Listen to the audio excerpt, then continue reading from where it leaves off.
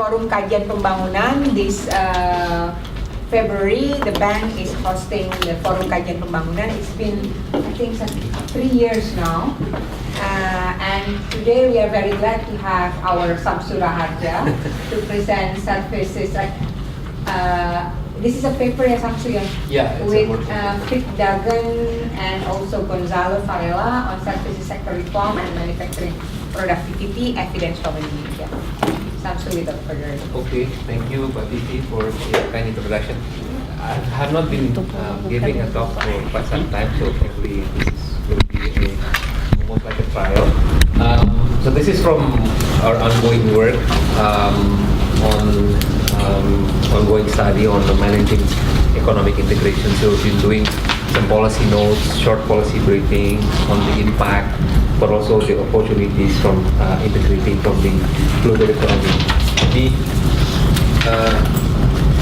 So let me start with a brief introduction on what is this all about. For those who been in Indonesia for quite some time, I think we still remember in the 70s, when we talk about services sector, it's basically state-run agencies. And then right now it's gradually moving steadily towards more private sector orientation. So we're seeing more and more private sector involvement in the services industry. From telecommunication, from postal, from courier, from banking, for example. I remember sending a check to apply for a TOEFL with the Bank Dagang Negara, which is non-existent anymore. So it's a state-run banking. Right now you go to CIMB or what have you, ANZ, whatever. So there's a lot of we're moving away from a state-sponsored services provider to private sector. At the same time, we also observe that the fact that the reform process unleashed a force of more competition, right, among private sector, more players in the market offering more choices for consumers in terms of service quality, but also products. Let me think of I think there's a lot of example about this. I guess let's step away aside from Indonesia for a second. I was told that in the US in the 70s, even this AT&T can only tell where you should plug your phone, because that's how they run business. If you want to move your phone, then you have to call AT&T and then ask for permission whether you can move your phone or not. So things are completely different nowadays. Customers dictate what they really want, and of course their private sectors respond to the call. The other side is actually what we're seeing right now, and this is actually coming to our pretty much our focus of policy researchers. What will be the impact on manufacturing sector? Because manufacturers actually users of services.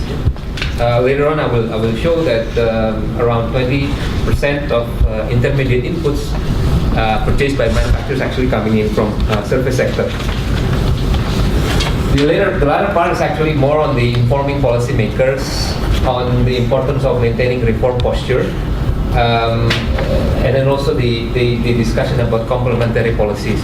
Because services is unique. Services is not, there is this slight difference between services and goods, because there are quite a bit of risk of market failure in services. For example, you go to a doctor, you have no clue about whether the doctor is actually a genuine doctor or dukun or what have you. So you will find out after the fact that you took a wrong medication. So something like so consumer protection. So there's a more risk of market failure that requires complementary policy. Another example for example, in telecom, there was a famous, I forgot where this actually happened. There is a famous case of selling off a government monopoly to foreign company. So basically, you're transferring a state monopoly into a foreign monopoly, which doesn't really improve the performance. So that's the idea also. The parties also to inform policymakers on the policy agenda and how Indonesia can maximize the growth of opportunities from services. And then why services sector, I guess, let me continue a bit. In many statistic publications, services sector is usually categorized as tertiary. In developing countries, sometimes it's regarded as full of informal things. You have pembantu, you have warung, you have food seller, hawkers, etc. And then often it's like residual. You can't go to a form. You cannot get a formal job in the government or company. You go to services and selling stuff. So that's also part of the services. So this terminology issue that we also like to, I think it's also interesting. And within those folks who actually work on macroeconomics and also international trade, often they classify services as non-traded. The fact that this is no longer fits the business proposition of business and business reality. In the old days, I remember textbook example is why it's not traded. It's not traded because if you want to have a haircut in Paris, you have to fly to Paris. But now, you can have a Japanese style haircut here in Jakarta in Japanese hair salon. So doesn't really fit the model. So non-traded, yes. I mean, some macroeconomists still label services as non-traded because some part of it, because of the barriers, is partly still non-traded, but there's an interesting thing going on, moving to a more tradable dimension. And then for us, it's actually quite interesting because we did a study on manufacturing sector. The question whether services actually depress manufacturing because provides new opportunities for investment, and then people, instead of putting the money to open a manufacturing industry, or shops, they go to or mini mart or etc. Versus this view that in fact you actually crowd in manufacturing activities because services, as later I will present, facilitates the fragmentation of production processes, which currently is the trend in the manufacturing sector industry. And of course, Indonesia is deregulating and liberalizing the services sector. We thought this is actually a nice policy experiment that we can use in an empirical work. Related to that, in terms of the policy discussion, we thought that opening up to FDI, it's a good indicator of reform. It's not the only reform, but it's a good indicator because usually when countries opening up for FDI, open the services for FDI, it also comes with the package. The package meaning the good regulatory oversight, ensuring that the consumers are protected, etc. So this, at least, is a good indication for reform. What does it do? I listed a few things, but generally it's about the resource allocation, that you basically improve efficiency of the resource allocation. If you think of barriers to entry, that is costly for people to operate. If you remove that actually can save real resources that otherwise we spend as a cost. There are also more choices for consumers, and this is actually quite important. Now let me bring you to what's going on with the manufacturing model, and I hope that I can give a better perspective on an illustration on the why services matters for manufacturing. So on the very left graph, so this is long time ago, once upon a time in the galaxy so far away. Everything was produced and consumed in one place. So imagine if you see a cartoon movie, there's a castle, you have a farmer, someone has a cow, and then he sells to the neighbor. And everything is done within that compound, or nearby. And then came the Industrial Revolution, the steam engine revolution, the coal-fired engine, the jet plane, etc. It opens a new possibility with basically that consumption and production at the same place will be split into, you have a market, consumers, and you have producers, on the down. And this has been going on for, 50 years, until the 60s came the ICT revolution, the semiconductor, the telecommunication. Then this part also broke. No longer that this is done within a country, what you're seeing is a trade and back and forth, between facilities in different countries and producing the same thing. iPad, for example, cell phones or what have you, is currently being produced in this fashion. And to be able to do that, you need to have services that basically can facilitate that the process that links the production blocks. For example, if this is an automotive industry, one real example is that Toyota Astra in Indonesia is produced engine block for Toyota Altis that is then sent to Vietnam, assembled over there, put a hood and etc., and then sold in Vietnam or export to Thailand. So that's the process that we are currently seeing, and services actually play an important role in that, in facilitating all these transactions, movement of goods, but also the design of the ideas and the logistical job that they actually need to undertake. So that's just to give you a perspective. Then our research question in the working paper, the particular working paper, is what are the productivity costs? So let's assume that things were pretty much controlled and state controlled.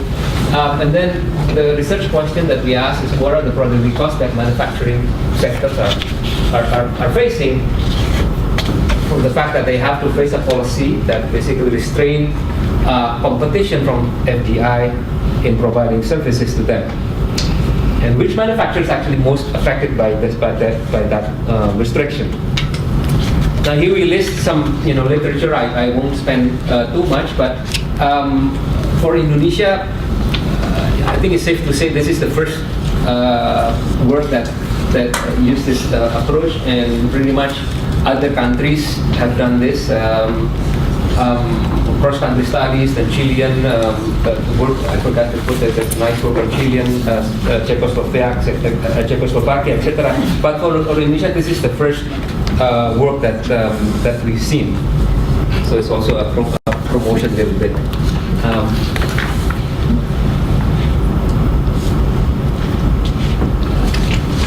So quickly, just to give you some sense on the evolution of services in the Indonesian GDP, this is from 1999 to 2011. We saw that growth accelerated after the East Asian crisis, especially after 2000. Around that year, Indonesia launched a massive liberalization package or privatization package in the services sector, like telecom, because of the telecom law, air transport. We even had Gus Dur had an airline at that time. Yeah, there's so many airlines, right? I mean, of course, some of them crash, but that's the thing with services. You have to have a complementary policy to ensure that that's not going to happen. What else? The retail and distribution also was open, and the utilities. We've seen PDAM, some PDAM managed by private companies, which represent a major policy change in the service sector.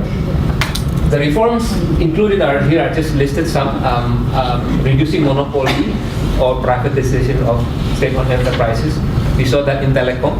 Start with, at that time there was a duopoly model that telecom can do fixed line and wherever call it within Indonesia, and Indosat will take care the international call. But then with scrap, the government decided to let those two companies to compete with each other, and then open up the cell phone businesses for private sector.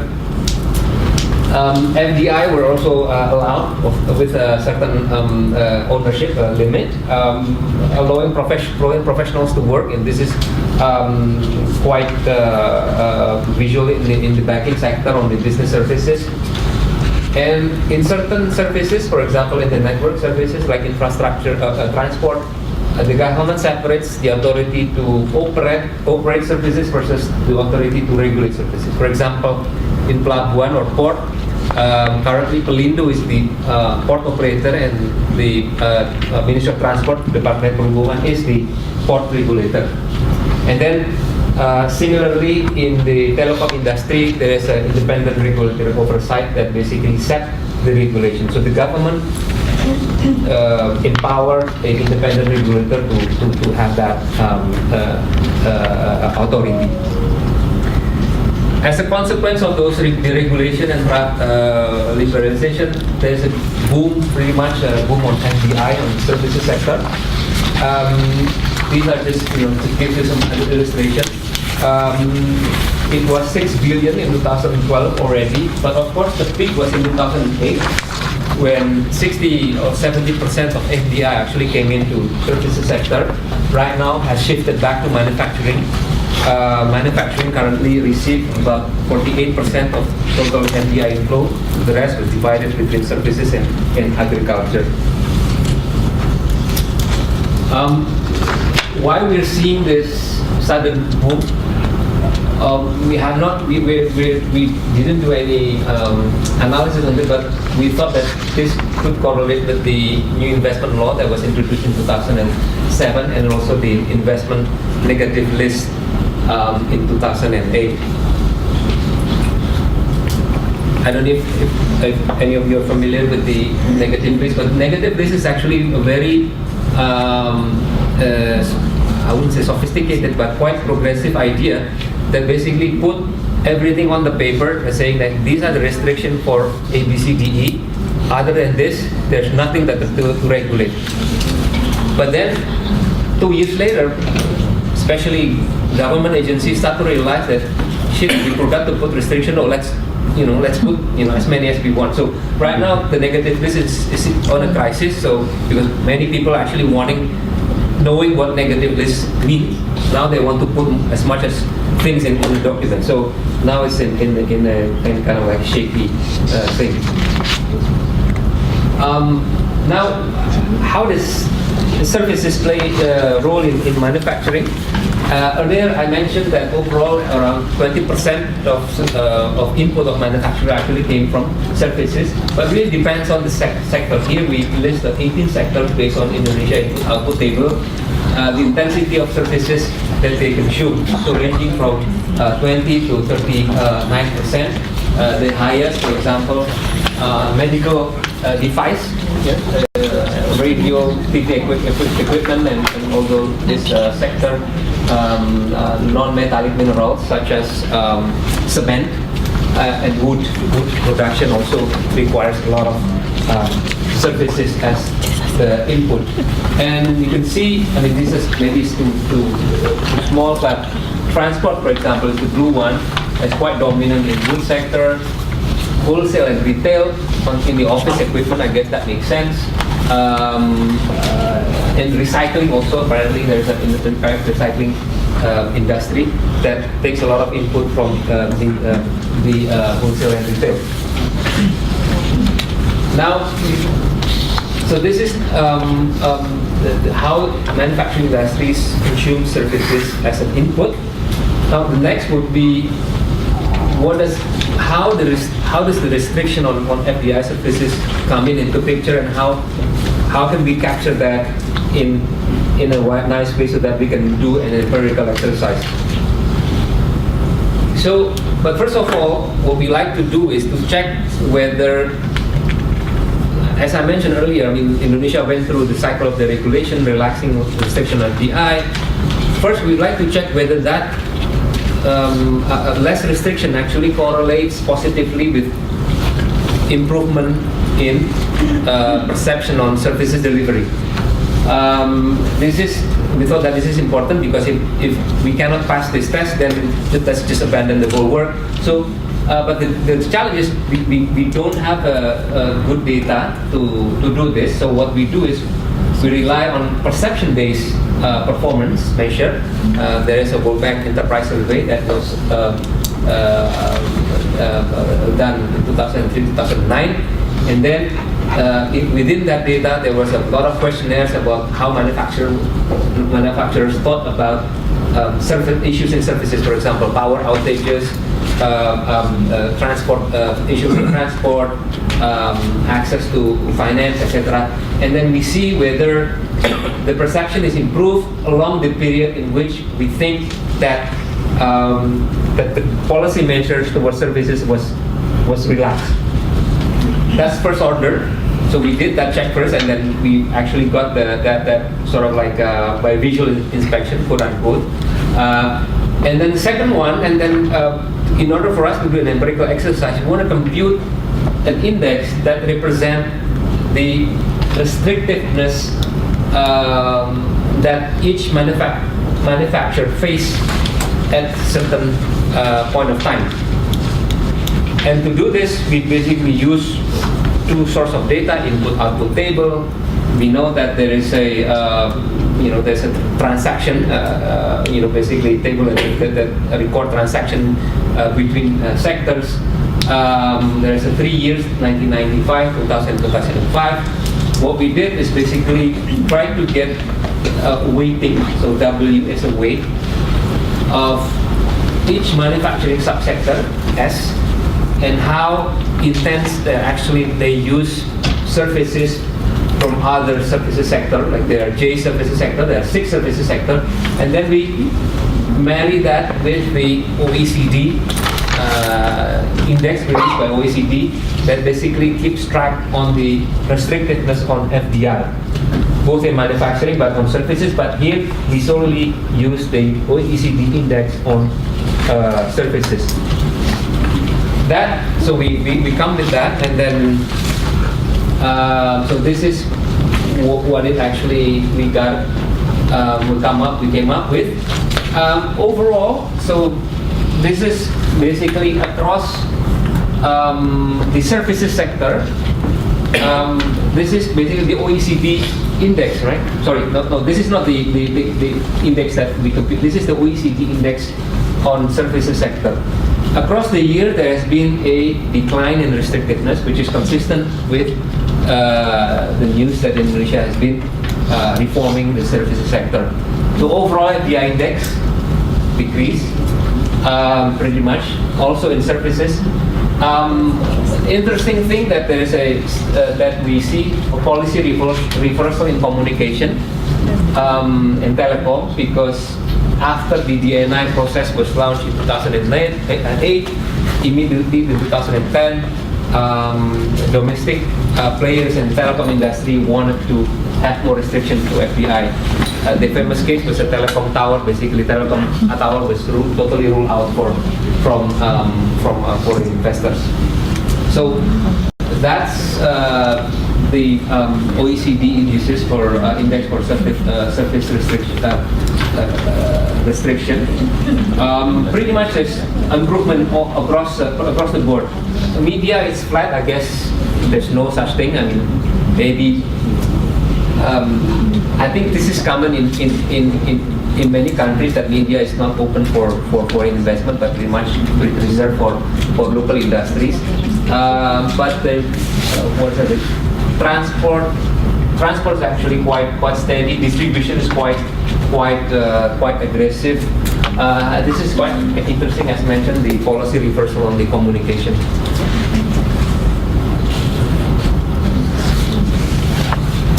Now, as I mentioned, we did the check whether the relaxing of restriction actually correlates with the improvement performance. Apparently, it is true. So here, this is the increase. Basically, we compute the change in performance and the average performance, and then compute the change in the indices. Then, pretty much showing that. The blue one, the increase in openness in service sector, correlates with the perceived improvement in the performance in services industry.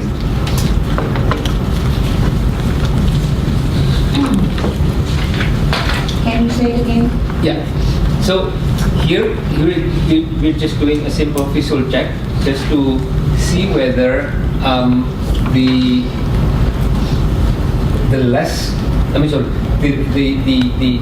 opening up of services sector to FDI, or relaxing the restriction to FDI in services, correlates with the perception of there is improvement on the services industry. This perception actually came from the manufacturers that was surveyed by the World Bank in 2003 and 2009. So we just compute the difference between that perception, and then these are across sectors that were surveyed in manufacturing. So pretty much all manufacturers think that yes, there's improvement, the blue one, and this is actually also correlate with the improvement in openness. The funny thing is on the rubber and plastic and chemicals, this is something that frankly I don't know how to interpret, but pretty much on this paper industry, food industry, you see that more competition, allowing more ADI correlates positively with the improvement in performance and services delivery. So now we have that. Sorry, did I miss something? Yes, this. Okay. I think I missed this. So I remember that I mentioned that what we did also, we compute that index of restrictiveness with that formula. This is the result. So this basically tells us how manufacturers perceive restriction that they face to access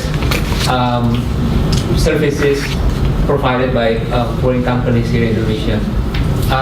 Overall, manufacturers, the restrictions are actually becoming less. With some question mark for chemicals and rubbers and plastic. We thought that this might be a combination of the fact that they might be shifting more using services where there's been a slow progress of reform. So that's why here the restriction that they're facing towards FDI services is slightly increased. But overall, Indonesian manufacturers actually are facing less and less restriction in terms of accessing FDI service providers. So now we move one step ahead, basically to look at the impact on productivity. How does regulatory changes impact in change in productivity? First, I mean, there's a lot of literature to talk about how you measure productivity. This is one of the most challenging tasks for people who work in this field because of data problems. Once you deal with plant level, you don't really know what's going on, whether the reporting are true or not. You see a lot of zero investment reported, for example. Sometimes they even report say something this year, and then when the BPS came next year, you get this different response from the same company, saying that last year we were foreign companies too, and this year we were actually local. So you have to a lot of cleanings required. So it's quite challenging. Now there are two approaches in general. There are two approaches to compute the total factor productivity. First is to use a regression method, so parametric method. But then you impose a restriction in terms of, because once you run a regression, basically you impose a restriction on the coefficient, right? Coefficient of labor, coefficient of capital, that apply to all your data set. Then the other approach is using an index number, which we use currently for this paper.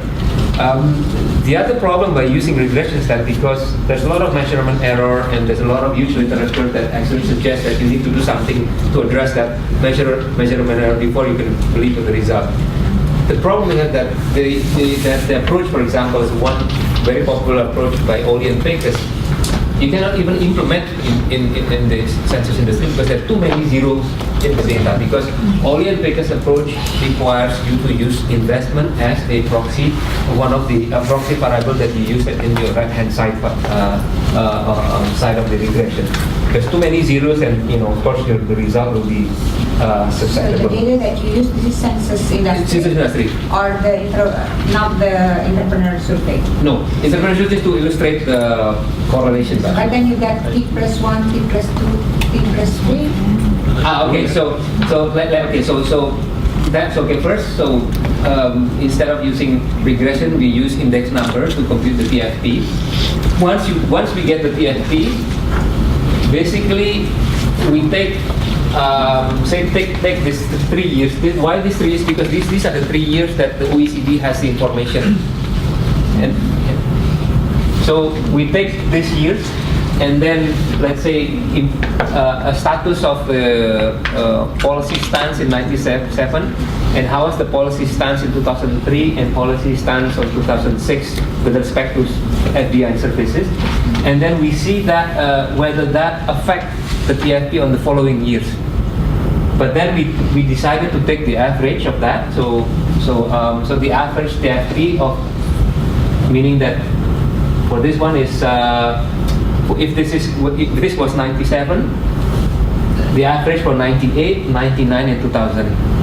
If this was 2003, that means that this was 2004, 5, and 6, and just like that.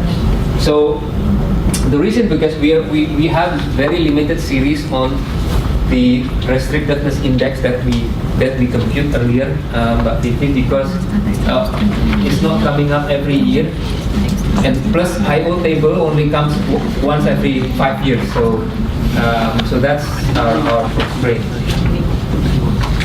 But your migration, is it in plan level or? This is plan level. Plan level. So this is plan level. So the TFP is plan level. The FP we control with a firm fixed effect to control the unobserved time invariant thing, unobserved heterogeneity. We also control for time dummy to control for exogenous shock.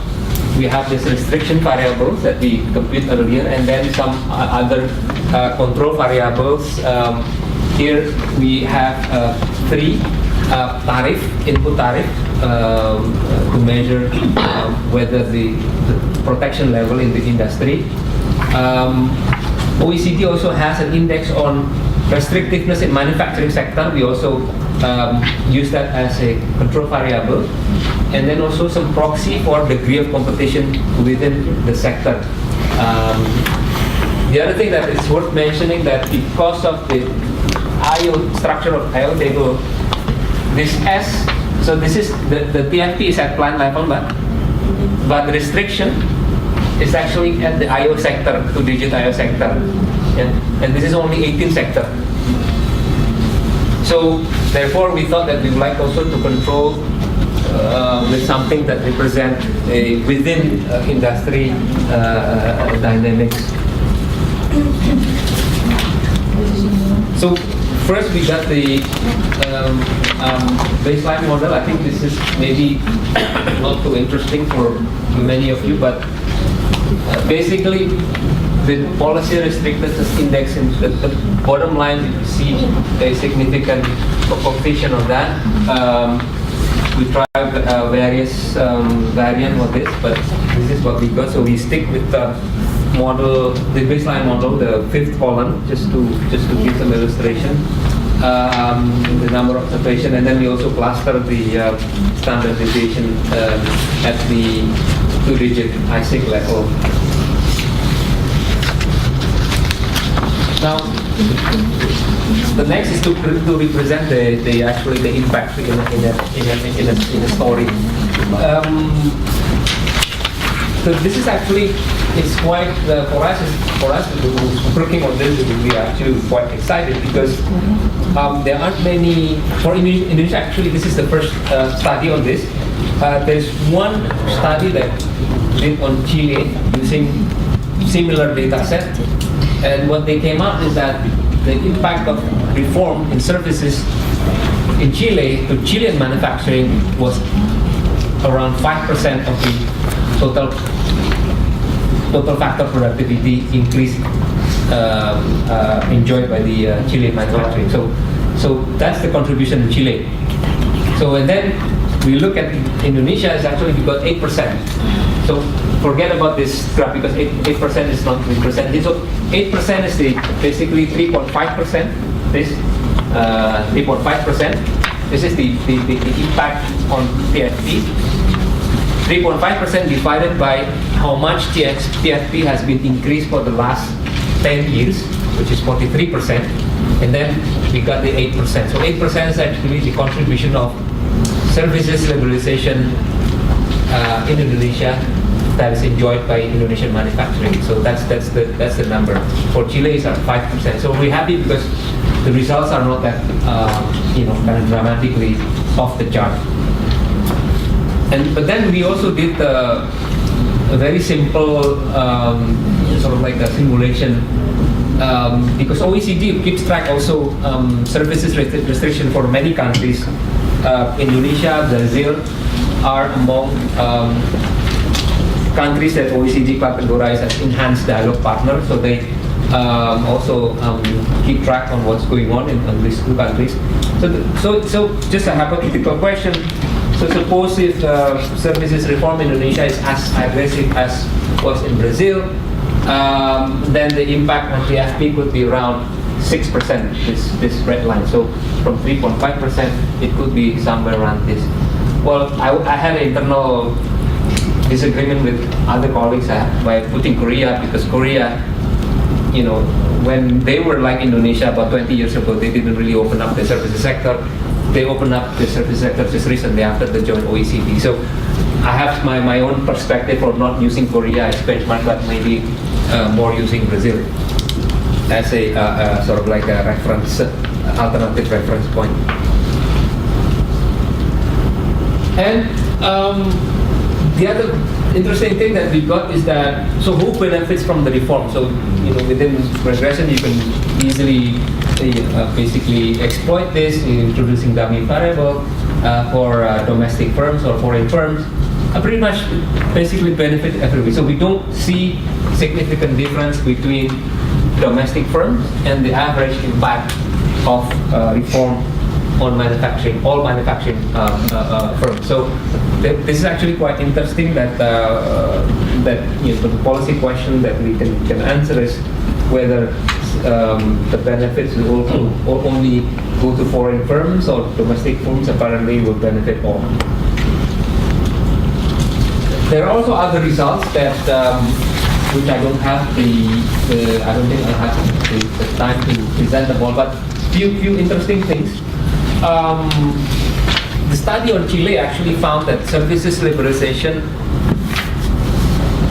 benefited firms that at the lower end of the productivity spectrum, like small firms, mom and pops, workshops.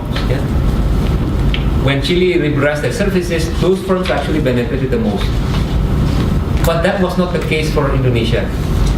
For Indonesia, what we found is actually firms that actually closer towards the productivity, at the upper end of the productivity spectrum, benefited the most from the reform. For us, this is actually quite challenging because we don't have the full answer to this. Our immediate or ad hoc response to this is that maybe this has something to do with either the depth of reform, or the fact that companies, more productive companies, they rely more on services because they rely more on innovation, they rely more to get feedback from the market, they rely more on the supply chain, whereas smaller firms like SMEs, for example, industri jamu, tempe, tahu, they don't really rely much on sort of like maybe internet or whatever. Maybe at that time, because we're looking at the past, this is our exercise was actually done before 2010 data. Maybe that was the case. So maybe this is capturing the fact that for Indonesia the story might be different. That's first. I mean, so this is something that we're still struggling, and we thought that would be interesting to do more, maybe a survey or more in-depth interview on this issue, as to why smaller companies or less productive companies were not benefited as much as from the services reform. And then what we found also that which sectors that you push matters, in terms of the services, which services sector that you liberalize also matters. So far we found distribution, transport, and utilities had more impact in driving manufacturing productivity compared to the rest. Perhaps this is, again, something that we thought that we need to do more in that interview is because distribution, because there's really quite drastic change in distribution. Before it was pretty much closed.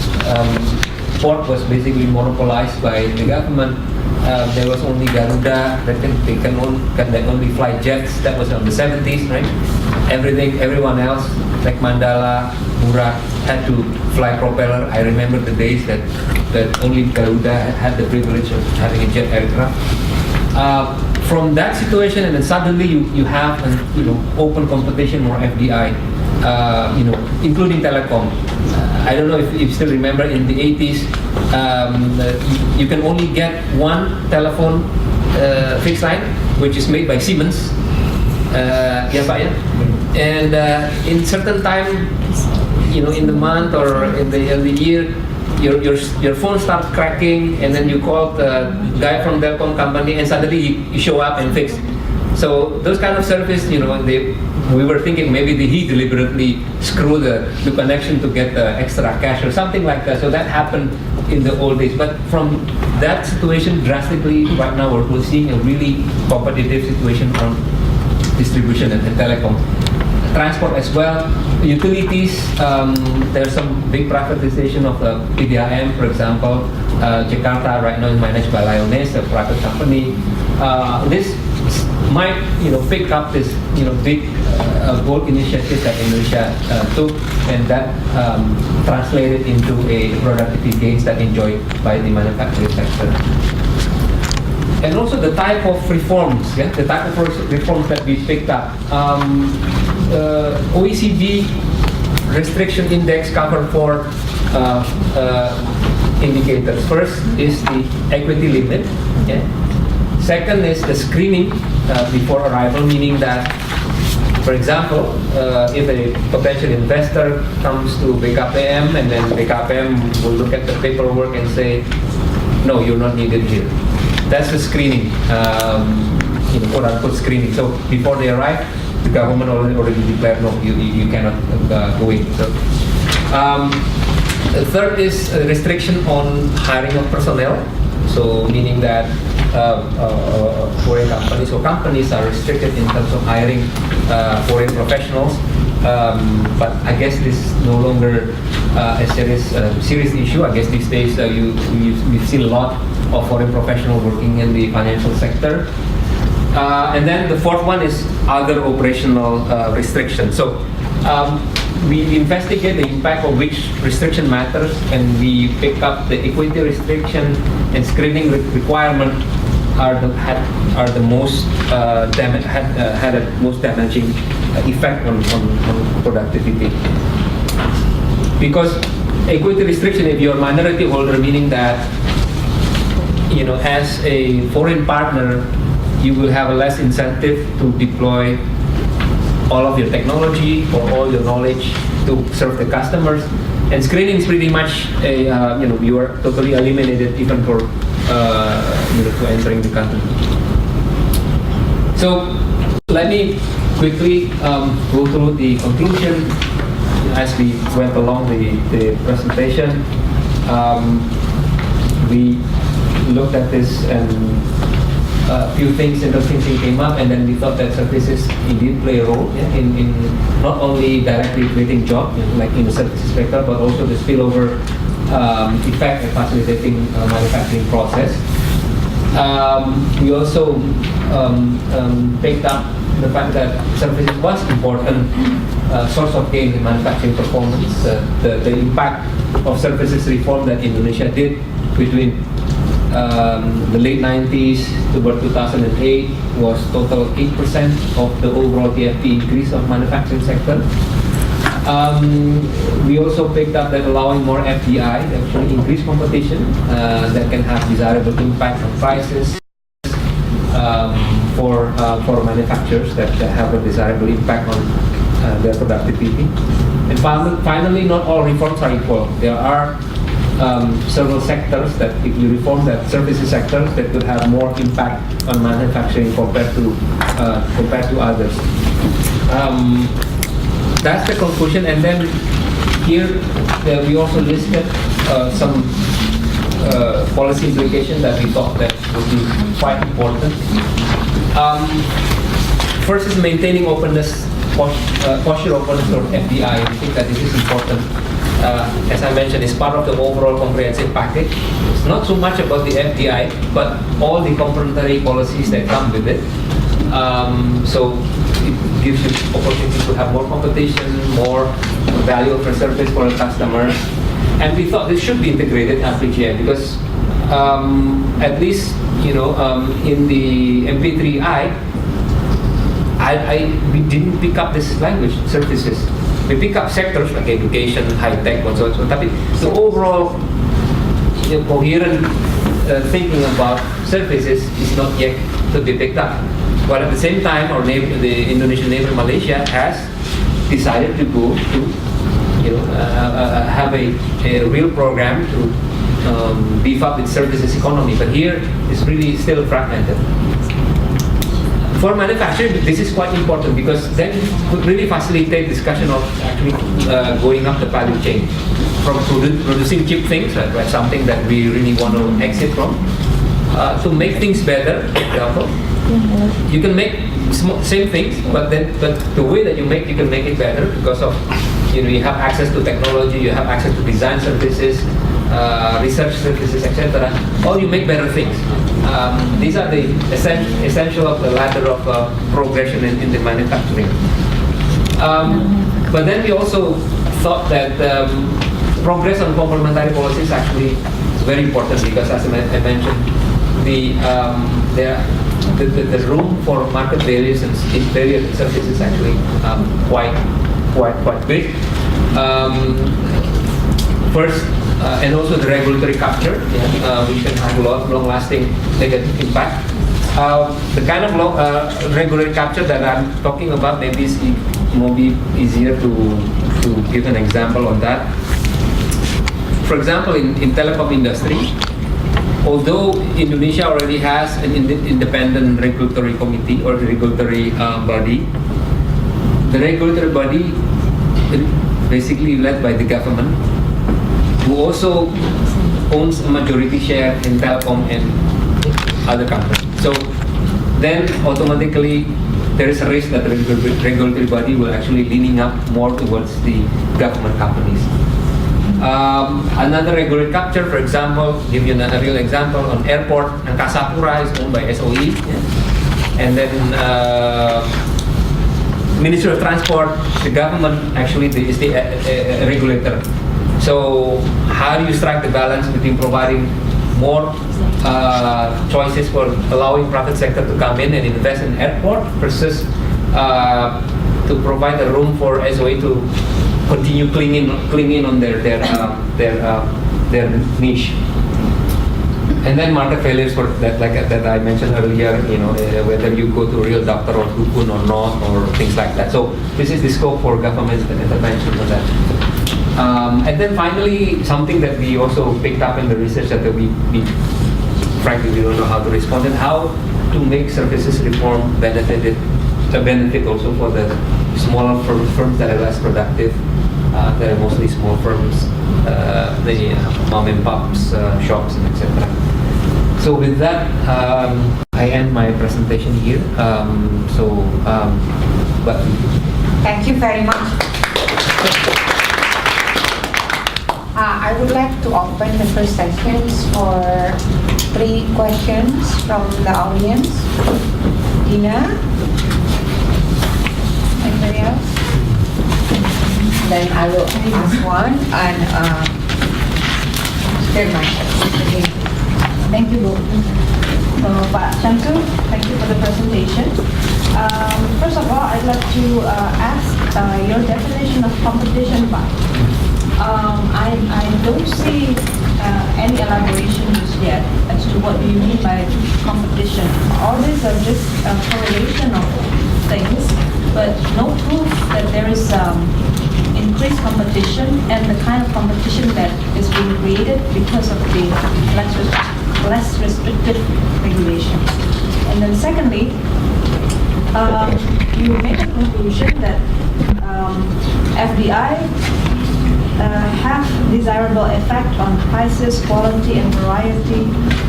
I'm thinking, don't you actually make such a strong assumption there, which should actually be proven first, because you can also see this as intervening variables, you know, that satisfaction for the performance of service sector depends on price, quality, customers, of the investors coming in, all the new businesses that coming in on the name of foreign investment. Last, sorry, 3 questions.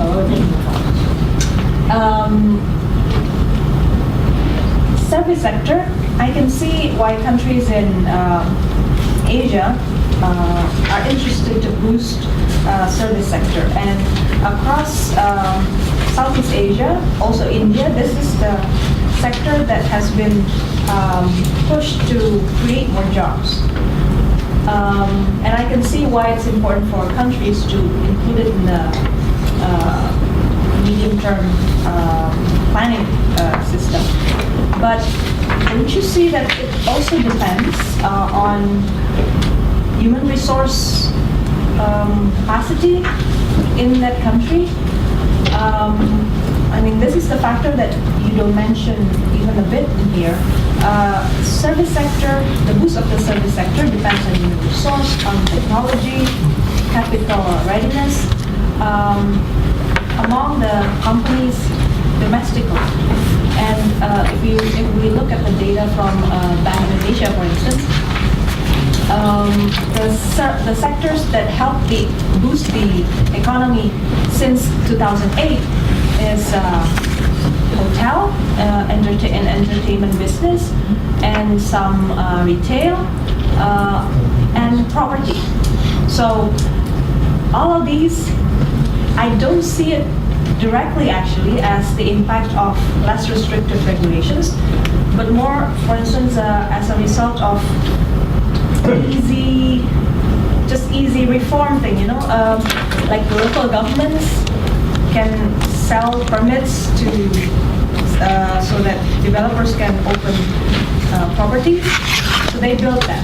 And then hotels, it's just happen not necessarily, you know, not because we become more competitive or we create creating jobs there. Everything is just at as the implications of all of that, but at the very last end, not the thing that, because I understand from the beginning that your idea here is to make sure that Indonesia can employ the reform in the service sectors and do it in the right direction so that we can boost productivity and create more jobs. And I don't see the connection just yet in that presentation. Apa ya, Pak? Thank you.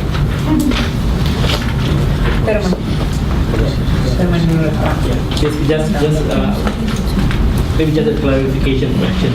So the thing that you're measuring here with OECD index is mostly regulation that deals with foreign investment, and so it abstracts out regulation that apply to both domestic and domestic firms as well.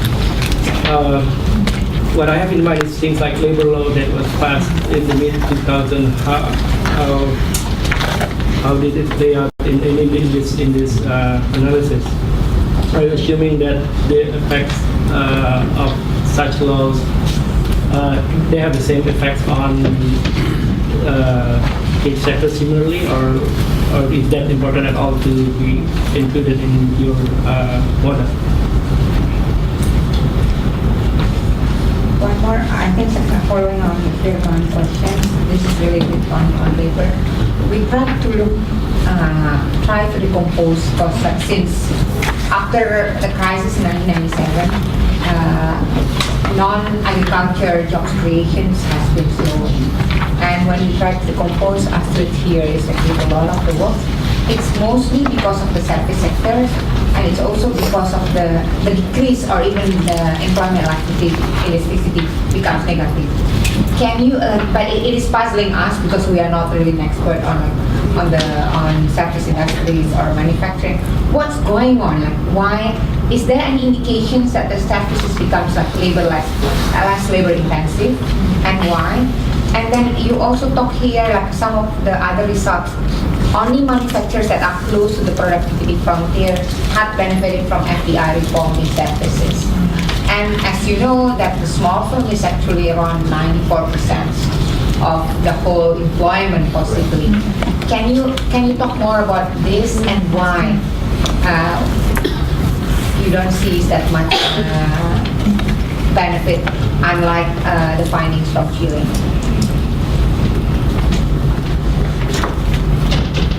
Thank you. Mbak Dina, Firman, on the questions. Let me try to go to Mbak Dina's questions. First, I may not be able to respond to all, but I'll try. First of all, in terms of whether, for example, you mentioned whether what we are observing, let's say, on hotel, restaurant sector, property, is just a result of a simple reform because of the local government and then issue a license, etc. I think because we limit our discussion in the overall regulatory framework on FDI. FDI, the policy towards FDI actually was set by the central government through presidential decree. So that's first matter. And then secondly, I think even on the sectors that you mentioned.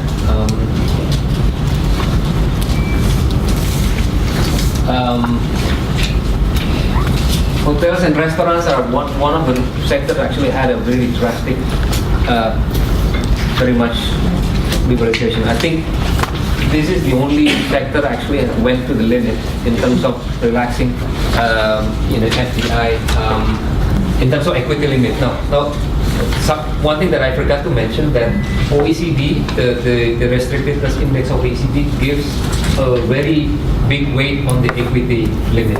So there are 4 indicators, but the largest weight is actually for the equity limit because somehow that's how they view that the restriction that is prevalent and also quite damaging. So hotel and restaurant, as you mentioned, and then real estate is something interesting. Nothing has changed, but it's booming. Maybe it's because of also demand.